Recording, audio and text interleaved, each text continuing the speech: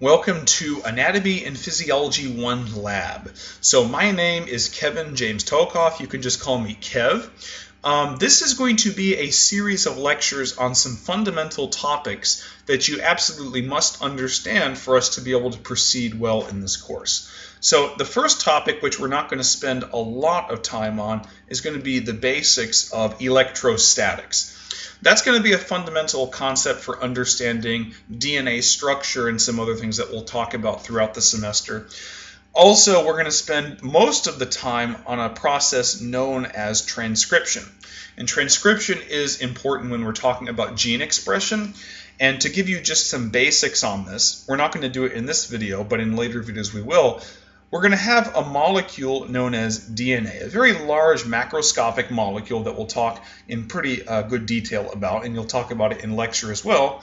And we're going to use that DNA to make another type of related molecule known as RNA. And this process right here, this is transcription.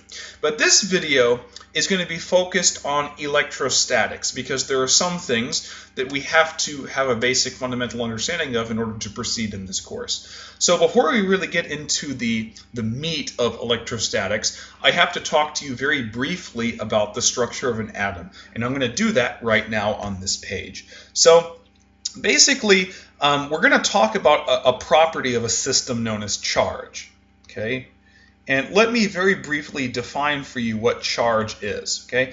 Charge is basically a property of an atom or molecule in which you have an unequal number of protons and electrons. Okay, so let's first sort of define a proton. Okay, so a proton is an entity. It's one of the basic fundamental particles that exist inside the nucleus of an atom.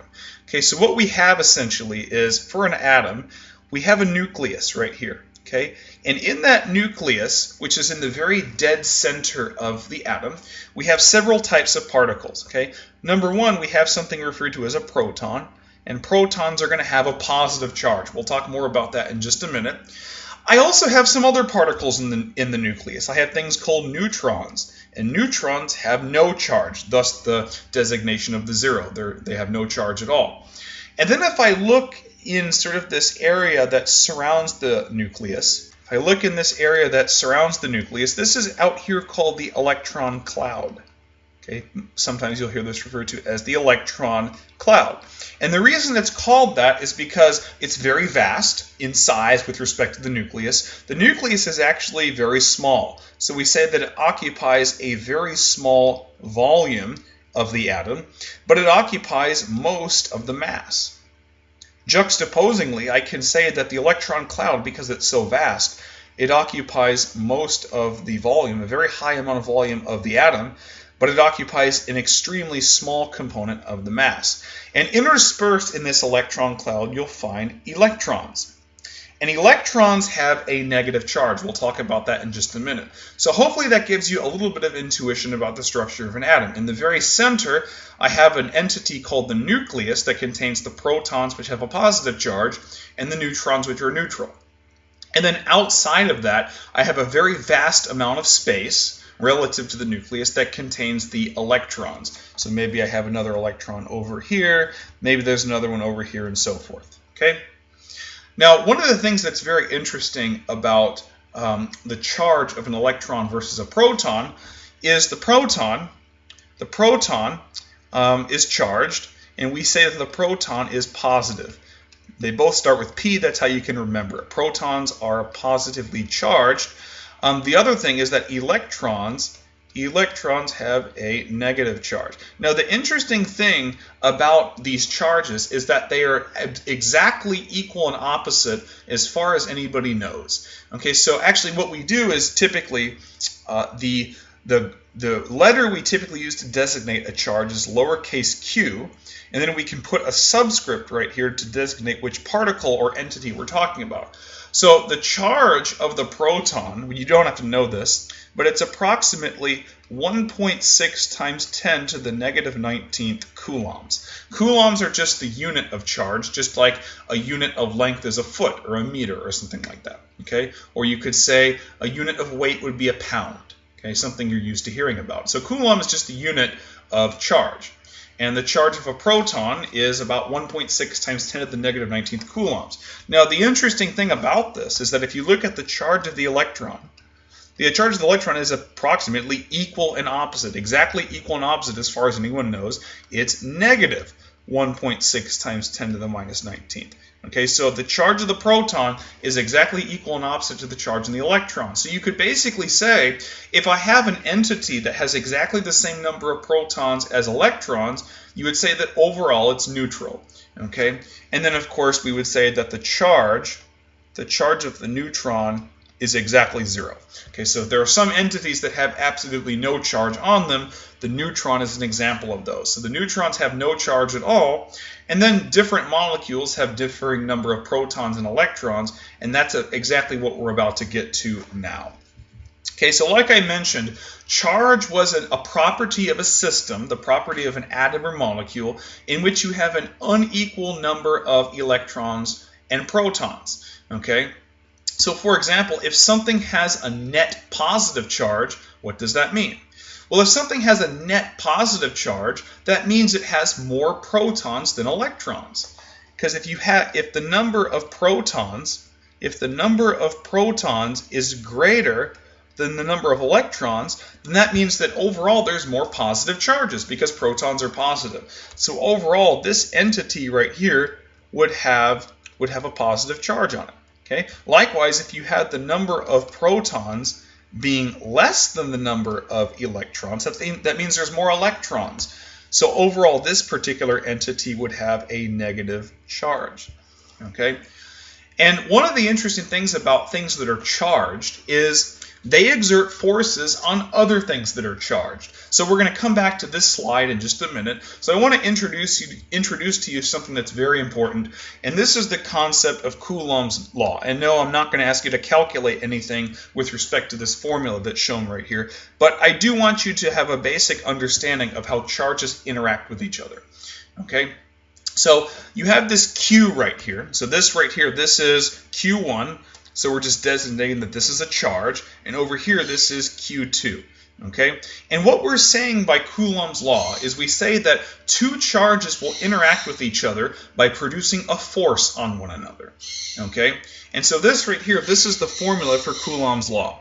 And basically what the force is equal to is it's equal to some constant, which we designate as K, times the magnitude of charge 1, so the magnitude of charge 1, times the magnitude of charge 2, and then you divide it by the square of the distance between the two charges. In this case, we're designating the distance as r. Thus, in the denominator, you have r squared. Okay, and K, in case you were wondering, is approximately equal to 9 times 10 to the 9th Newton meters squared per coulombs squared. Okay, so that's just a constant, and I'm not going to ask you to calculate anything, but what I want you to notice is several things. Number one, that the force that two charges exert on each other is directly proportional to the magnitude of the charge. So in other words, if I increase the charge of Q1, then the magnitude of the force increases. Okay? If I increase the magnitude of charge 2, the magnitude of the force increases. Likewise, if I decrease the magnitude of their charges, then the force decreases. Okay? Also notice that this r squared is in the denominator. So in other words, if I take Q1 and I move it instead to this position right here, so in other words, I increase r, so now r is increased, then these two charges are now a greater distance away from each other, and so the force diminishes, okay, because r squared is in the denominator. Okay, but the whole idea here is that if you have two charges in the vicinity of one another, they will interact and induce a force to the other charge. So what I want you to notice here is that calcium has a 2+ charge. That just means that the number of protons here is greater than the number of electrons. So overall, calcium is charged. And the same thing goes for sodium. Sodium has a 1+ charge. Okay, so notice sodium has a 1+ charge, and so that just means also that the number of protons is greater than the number of electrons. Now, I think we all have an intuitive sense that if I put two charges with the same sign next to each other, that they repel each other. Okay, the idea that like charges repel. Okay, and that would also be true if I had, let's say I had a chloride ion with a minus charge, and I put that in the vicinity with an iodide ion. They both have a negative charge, so theoretically what should happen is they should repel each other. Okay, so what that means is that the force that those two ions exert on each other, in the case of chloride and iodide, and the case of calcium and sodium, the idea is that the force is repulsive. So the idea is if you have two charges that have the same sign, okay, it doesn't matter what the magnitude is, but if they have the same sign, that means that the force that's exerted will be a repulsive force. Okay, and if you just let them go, they will accelerate away from each other. Okay, but see, in most cases, especially with what we're concerned with in anatomy and physiology, we don't really see too much of charge-charge repulsion. Okay, it is used if you go on a, from an organic chemistry point of view when you're looking at enzymes. But the idea is we're more concerned with attractive forces. So I think we also have an intuitive sense that if you put two charges that have opposite signs next to each other, that they will attract one another. Opposites attract. I think we all kind of have an intuitive sense of that from when we played with different toys as children.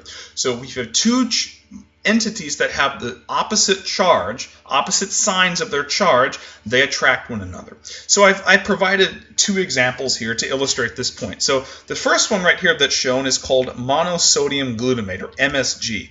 MSG is probably what you're used to hearing it as. We have this sense you'll talk about this when you get to A&P 2 when you do special senses. Humans have capacity to taste different tastes. So for example, we have sweet, sour, bitter, salty, and there's another one that's very special called umami, and it's named after a Japanese word that essentially means meaty. Okay, so in meat and things like that, you have a very high concentration of this particular molecule right here, which is called glutamate.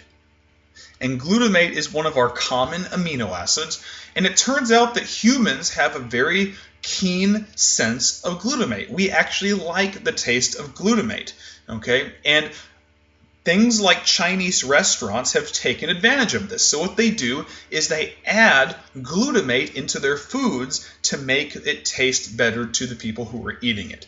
Okay? And it's not just simple glutamate that they're adding, they're also adding some sodium with it. And so because there's one sodium per glutamate, they call it monosodium glutamate. And it turns out that sodium, like we mentioned a minute ago, has a positive charge, and that when you put glutamate into the foods, the glutamate has a negative charge.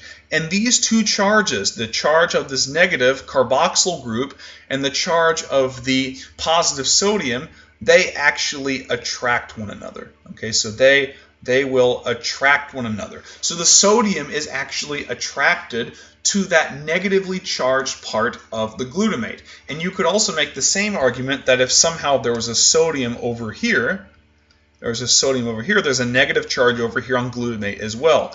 And so there would be an attractive force between that part of glutamate and the sodium.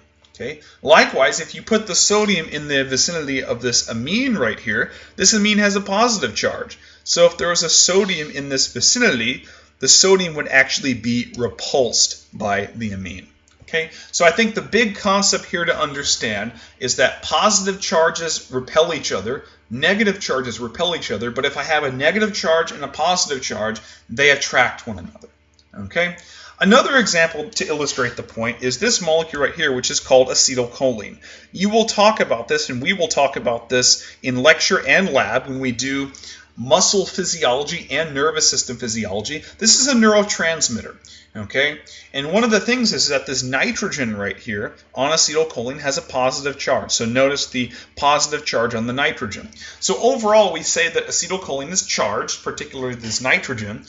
And what typically happens whenever you have acetylcholine in solution is there's a chloride ion that sort of it's sort of electrostatically attracted to this nitrogen. And you ask, why is that? Well, the chloride has a negative charge and the nitrogen has a positive charge. So if you put these in the vicinity of one another, they attract. So typically, a lot of times when you look acetylcholine up in a chemical guide, they'll typically put it as acetylcholine, and then they'll attach this chloride to it. Because when you find acetylcholine, sometimes it's electrostatically interacting with a chloride. And so the full name of this molecule is actually acetylcholine chloride. And the basis of why it exists like that is that this nitrogen with the positive charge is exerting an attractive force on this chloride because it has a negative charge. Likewise, the chloride is exerting an attractive force on the nitrogen because they are opposite in charge. Okay, so hopefully that makes sense to you. And let's move on to the next important point. So we talked about Coulombs Law. Hopefully that makes a little bit of sense. If you have two charges, they will interact with each other by producing a force on one another. And as you move the charges farther and farther away from each other, the magnitude of the force decreases because the magnitude of the force drops off like 1 over r squared. Okay? Now, this is a very important point to understand. We're going to spend a little bit of time on this. Okay? Charge is a lot more complicated than that because we have something referred to as electronegativity. Okay? Now, there's a way I like to explain electronegativity, but let me first define what it is. Okay? Electronegativity is the ability of one atom's nucleus to pull the electrons of adjacent atoms toward it. Okay? It's a very complicated definition, but let me explain it like this. Okay? Let's say I have this really big guy right here. Okay, really, really strong guy. Okay? Gonna put some muscles on him, right? So he has muscles, really strong guy, right? Okay? And then over here I have this really small guy. Maybe it's a little kid. Maybe it's a little kid, not really strong at all. And they're playing tug of war, okay? So they have this rope, right? So they have a rope that they're both pulling on, respectively, okay? And you know, typically in tug of war, what happens is you have a flag that kind of sticks down right here. And the flag is sort of an indicator as to which, you know, if you're looking at the flag, it tells you which direction the rope is moving, who's winning the tug of war. Well, imagine this flag as being electron density. So imagine this flag as being electron density. My question to you is, who is going to win this tug of war? Okay? Well, obviously the big strong guy is going to win the tug of war. So that means that the flag, or in this case, from a molecular standpoint, the electrons, are going to move this direction. They're going to move in the direction of the stronger person. Now, what this means on the molecular level is the really strong guy who's able to pull those electrons, he is the highly electronegative atom. Okay? The little guy who's losing the tug of war, he is the lowly electronegative atom, not very electronegative at all. Okay? So what ends up happening is in molecules you can have covalent bonds, which are just physical bonds between two atoms. Okay? And what ends up happening is one of the atoms, typically, if it's much more electronegative than the other, it will start pulling the other atom's electron density towards it. Okay? So we'll actually look at a few examples of that in just a minute, but I want to think about this logically for just a second. Okay?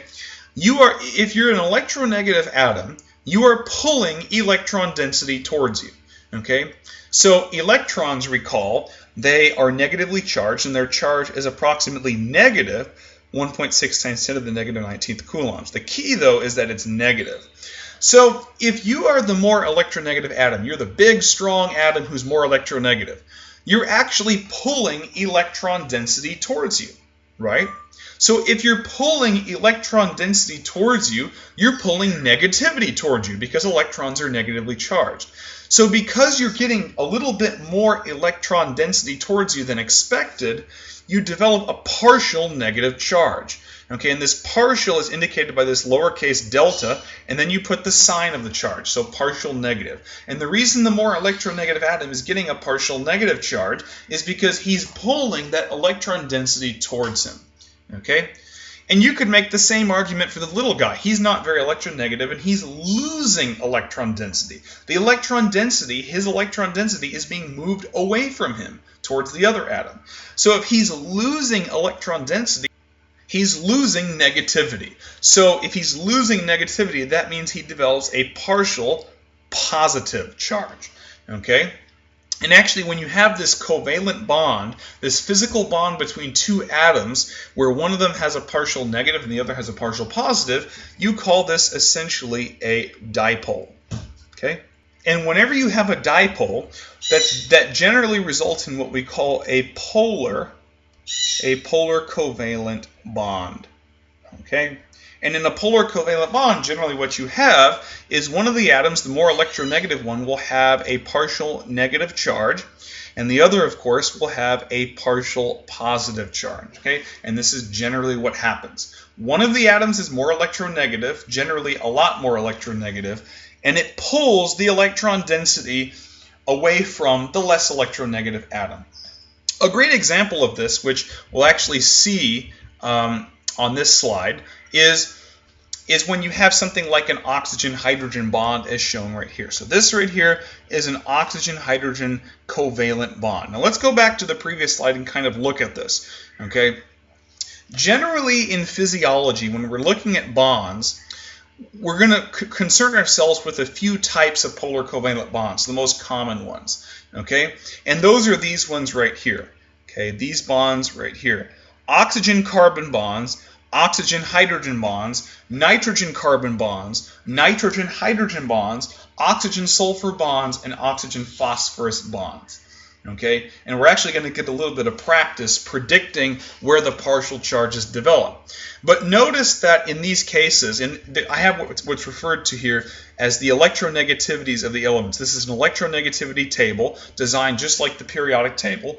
And notice what essentially happens is as you go towards the right on the periodic table and up towards fluorine, you get what's referred to as the most electronegative atoms. So generally the trend with electronegativity is as you go up and to the right on the periodic table, the atoms get more and more electronegative. Okay? Now, generally, fluoride and chloride are not found in covalent bonds in humans. Okay? So if you ever see the term Homo sapiens, I'm just referring to humans. And in general, in mammals, this is the case. You really won't find chloride found in covalent bonds unless it's in a drug. And you won't find fluoride in covalent bonds unless it's a drug. So for all intensive purposes, we're really only concerned about nitrogen and oxygen.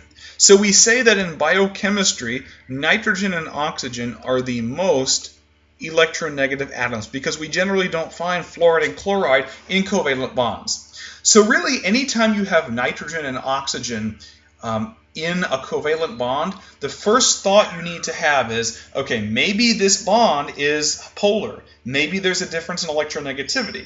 And so these right here, you should memorize these. These are the bonds generally that we're concerned with in which you have electronegativity differences that are significant enough to produce a dipole and therefore a polar covalent bond. Okay? So this is a key point. Therefore, for all intents and purposes in biochemistry, oxygen and nitrogen are the most electronegative atoms that are in covalent bonds. Okay? So hopefully that makes a little bit of sense. And like we said, the most electronegative atom is the one that receives the electron density. So if you go back and look at these electronegative values, notice that for oxygen, so these are mu values. So the mu value for oxygen is, notice, 3.5. It's 3.5. And the mu value for hydrogen is 2.1. And when you take the difference of that, you get 1.4, and that's certainly what we call a polar bond. We call that delta mu.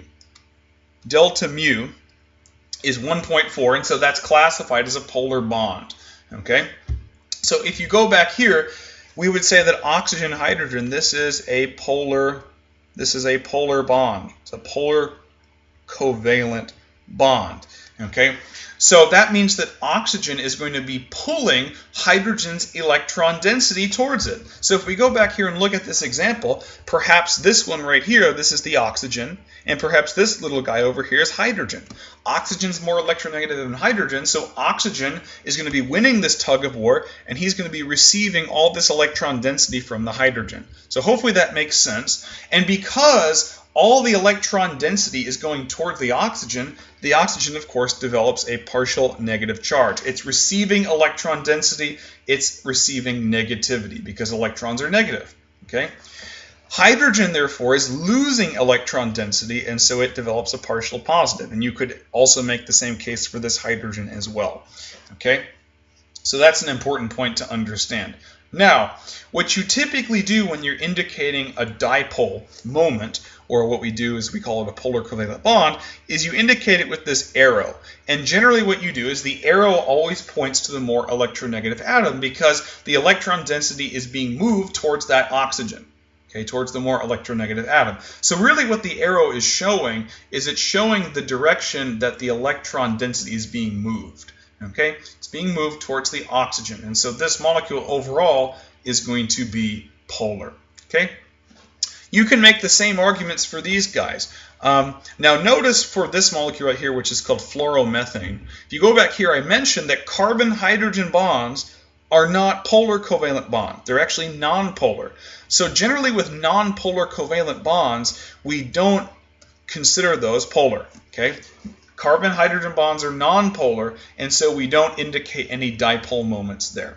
Okay, but there is an electronegativity difference between fluoride and the carbon. Okay, this bond is polar.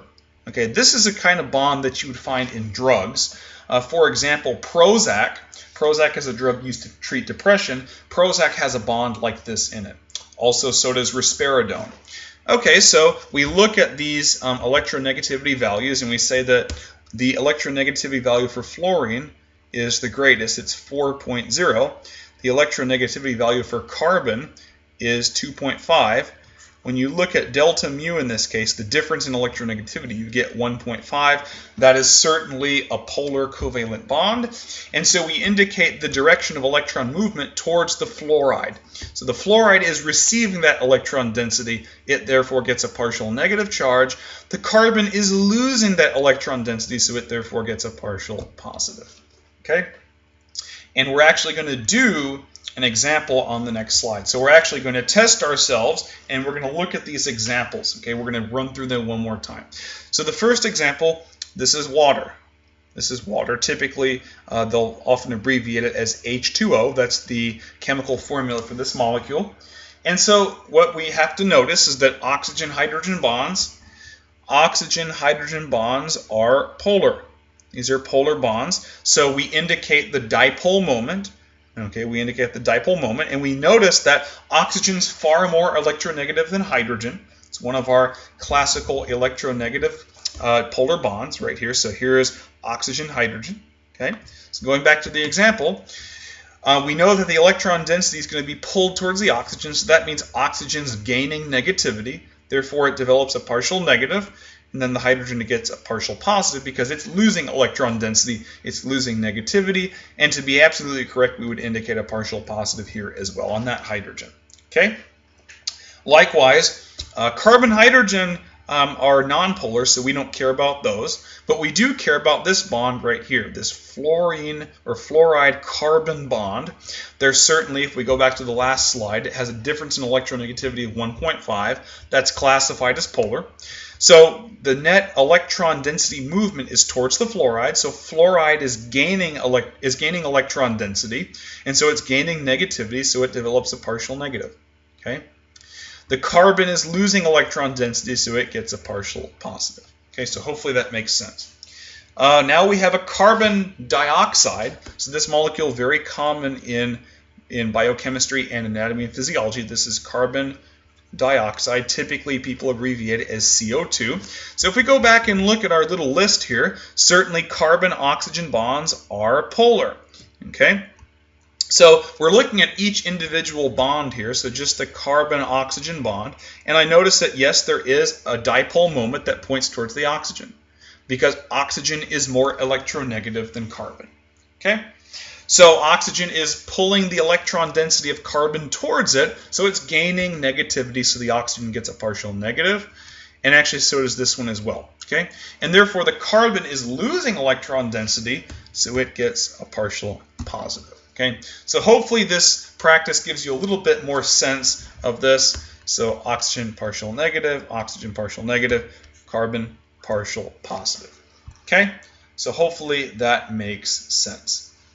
But what I want to show you very quickly before we get into the practice problem right here is I want to show you that if you have two molecules that have charges on them, okay, and it's not just full charges, it can be these partial charges. Here's a partial positive, here's another partial positive, here's a partial negative, okay.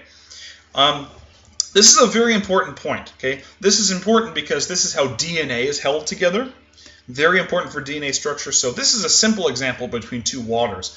But notice that in these cases, we have dipole moments that, of course, point towards the oxygen. And so we know for a fact that the oxygen is going to have a partial negative, the hydrogen will have a partial positive. Same thing goes here. Same molecules, same dipoles. Okay? But what's important to realize is that if you have a partial negative and a partial positive, notice that they're opposite in charge, right? You have a partial positive here, partial negative, so these two charges, they attract each other. The same thing goes here. Here's a partial positive right here, and here's a partial negative. They're opposite in charge, so they attract one another, okay? That's a very important point to understand, and actually, this type of bond where you have this hydrogen right here that has a partial positive, hydrogen with a partial positive interacting with a partial negative, that's called a hydrogen bond. Okay? So let me actually read to you this little piece right here. Okay? Notice how the partial positive charges on each proton of one water, that is, another way of saying that is, notice how each partial positive charges on each hydrogen of one water interact with the partial negative charges on the other water molecule. The basis for this interaction is the electrostatic attraction between positive charges and negative charges. It's an electrostatic interaction. This type of interaction between a hydrogen partial positive charge, and a partial negative charge is called a hydrogen bond. And these types of interactions are extremely strong. And in fact, this is the force that holds DNA strands together. We'll talk about DNA strands more in a later video, but this is a very important subtle point to understand. Okay? So let's get a little bit of practice in seeing how things might interact. Okay? So show the partial charge interaction between ammonia and acetone. So in this class, I'm not going to ask you to draw structures. I'd give them to you. But here's the idea. I'll go ahead and draw this for you. So this molecule right here, this is ammonia, NH3. Okay? And then I'm going to show you acetone. So I'm going to draw it like this. So I'm going to draw the Lewis structure of acetone. Acetone is a biomolecule. Okay, it's a ketone body that's used to produce energy. Okay, so let's actually think about this and let's draw the partial charges. Well, in this case, I have a nitrogen and a hydrogen. And if you go back to that one slide where I list the possible partial charges, you would know that nitrogen-hydrogen bonds are polar. So nitrogen has a larger electronegativity value than hydrogen, so that means I'm going to have a net dipole towards the nitrogen. And in fact, it will be this case for all of these bonds. Okay? So what kind of charge does nitrogen develop? Well, nitrogen is receiving electron density, so it develops a partial negative, right? And so these hydrogens, therefore, are losing electron density because they're less electronegative, and so they all develop partial positive charges. Okay, so these all have partial positive charges. Let's work on acetone. Well, we know that carbon-carbon bonds, those really aren't polar, they're nonpolar. Carbon-hydrogen bonds, those are also nonpolar. We're only concerned about this guy right here, this carbon-oxygen double bond. Well, if you go back and look at carbon-oxygen bonds, you'd find that's a polar bond. And out of those two, oxygen's more electronegative, so there's a net dipole that goes in this direction. So oxygen is going to receive the electron density from carbon, so it develops a partial negative. It's receiving negativity. Therefore, the carbon develops a partial positive.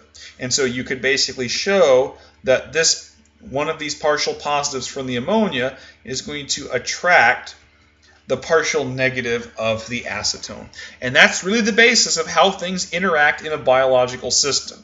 So hopefully that makes a little bit of sense. Let's actually look at a real life example, something that's very likely to occur. This is actually an interaction that you would see in DNA. So this is just one component of the DNA. So the DNA would extend in these directions right here. So the DNA goes off in both directions. It's a very, very large molecule, but we're really just looking at one particular interaction.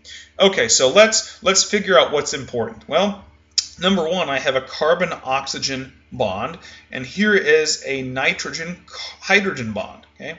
Likewise, here is, let's say this is a nitrogen-carbon bond right here, and this is a nitrogen-hydrogen bond right here. Okay.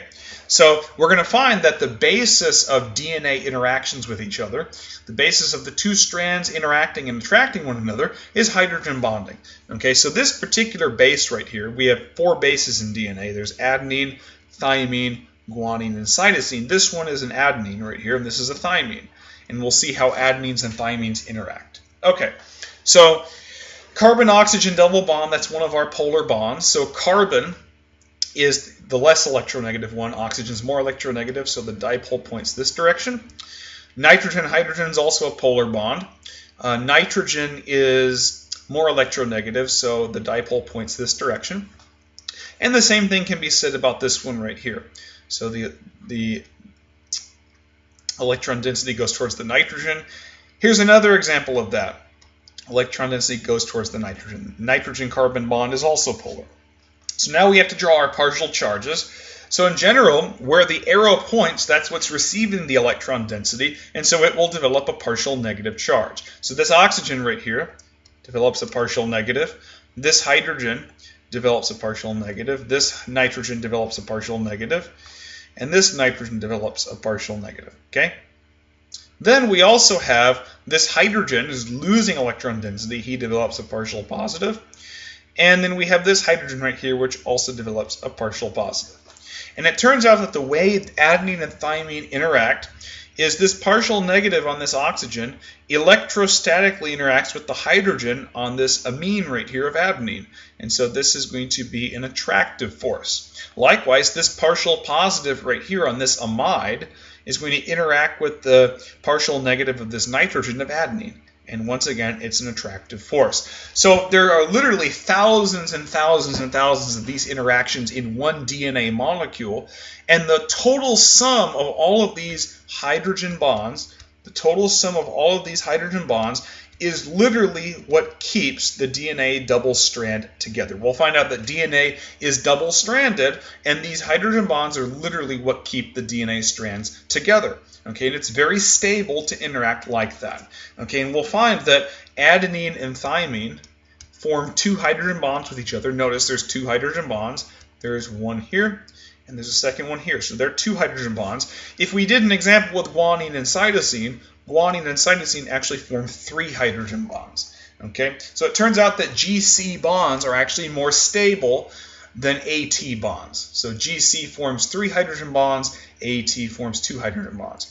And that's pretty much all this stuff. This is the basics that you need to understand in electrostatics. And actually what we're going to do in the next video is we're going to switch our topic a little bit and kind of get into some basics of how cellular function works. So hopefully that video gave you a little bit of intuition on electrostatics. Now we're going to get into the physiology. See you in the next video.